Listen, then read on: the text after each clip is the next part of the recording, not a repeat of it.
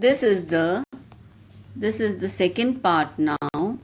I have already analyzed first two stanzas of The Solitary Reaper by William Wordsworth.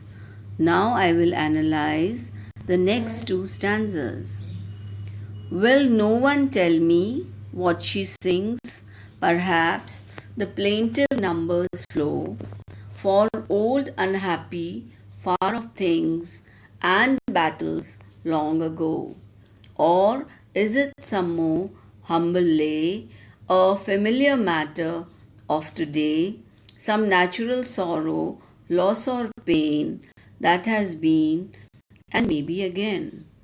In my previous lecture, I mentioned about the point of melancholy in romantic movement. Melancholy was a very important trait with the romantics. We have seen in the first stanza that there is the melancholy strain. Melancholy means dukh. Sadness is there in her song. Similarly, in the third stanza, in the second line, we should note that there is again a point of sadness in her song. Wordsworth mentions the plaintive numbers. Plaintive means the sad numbers, and again here in the second last line, some natural sorrow, loss, or pain. So there is pain in her song. Let us analyze the third stanza. Will no one tell me what she sings? He cannot guess what she is singing because he cannot understand the dialect in which she is singing. Dialect means bhasha. Perhaps the plaintive numbers flow. He then guesses that maybe she is singing about something sad. For old, unhappy, far off things. She could be singing out something, some old memory, some unhappy events, some far off things that had happened some years ago and battles long ago. Even she could be singing about some battles that happened long ago. Or is it some more humble lay? Lay is actually a song or a lyric. So her song could be about something humble, something normal.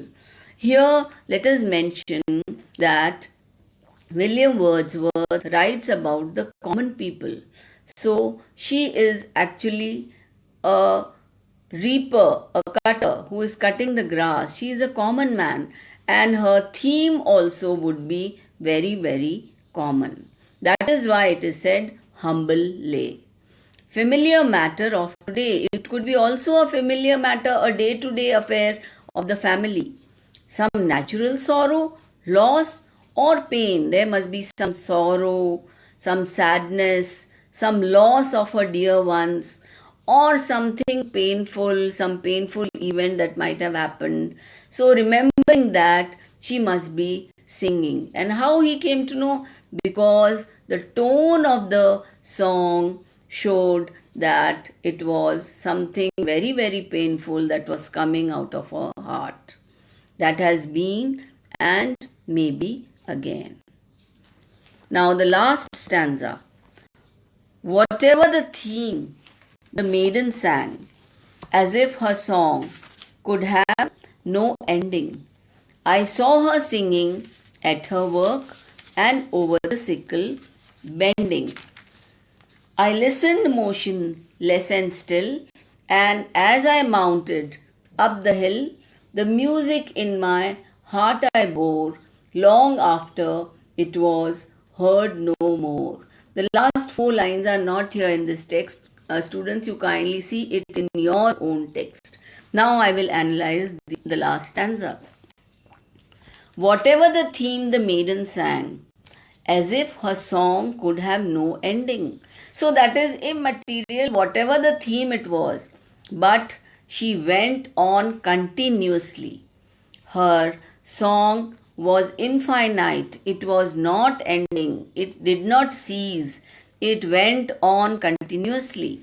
I saw her singing at her work and over the sickle bending. She was working constantly and at the same time she was singing. I listened motionless still, but the poet listened to her without making any movement. And with great concentration, he listened to the song because he was so much delighted by the voice and the depth of her song. And as I mounted up the hill, the music in my heart I bore, long after it was heard no more. This line is the most important line of the poem. The music in my heart I bore. That is, he always remembered this music and he never forgot this music because here, as in the romantic poetry, emotion and imagination play a vital role. This music was instilled deep in his heart because he was affected by the sound of the solitary reaper's song and he never forgot this music. Now let me analyze this in the summary wise. The solitary reaper, behold her single in the field, yon solitary highland lass. This is the first stanza. The poet tells us about a young girl of Scotland. He tells us to look at the girl who is reaping grain and also singing a sweet song. She is all alone, that is, she is solitary. She sings some sad tune. He tells the readers to listen to this song as the whole valley is overflowing with the sound of the music. The whole valley is resounding with her sound. Second stanza, no nightingale did ever chant more welcome notes to weary bands. She is singing in a field while she works. It is a sad song, but it is more thrilling than a cuckoo song in the Hebrides and different from a nightingale's song. Third stanza, will no one tell me what she sings? Perhaps the plaintive numbers flow. The poet loves the song, but he cannot understand anything. He wonders if she is singing about old battles, sad things, forever ago, or if she is singing about something more humble. Whatever the theme, the maiden sang as if her song could have no ending.